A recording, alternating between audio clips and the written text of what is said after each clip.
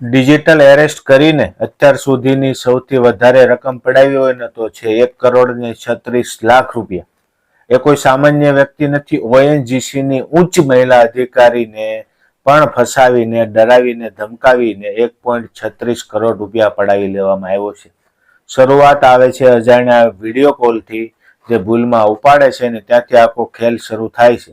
સ્ટોરીમાં આપણે નથી જવું, પણ ભણેલ ગણેલ એટલી ઉચ્ચ પોસ્ટ ઉપર બેઠેલી વ્યક્તિ 1.36 કરોડ રૂપિયા આપી દે છે. કઈ હદે અમને ટોર્ચર કરવામાં આવે છે. ઘણીવાર આ વિડીયો બનાવતા હોય ને લોકો ધ્યાન નથી આપતા, પણ ગમે ત્યારે કોઈ પણ વ્યક્તિ સાથે આવું થઈ શકે છે. મોટી ઉંમરના વ્યક્તિઓ સાથે વધારે બને છે. જે લોકો વડીલો એકલા રહે છે ને એમની સાથે પણ ખાસ બને છે. તો ખાસ જાગૃત રહેજો. અને કોઈ પણ ડિજિટલ એરેસ્ટ વિડીયો કોલમાં પોલીસ અધિકારી વાત કરે છે તો એ નકલી પોલીસ અધિકારી છે.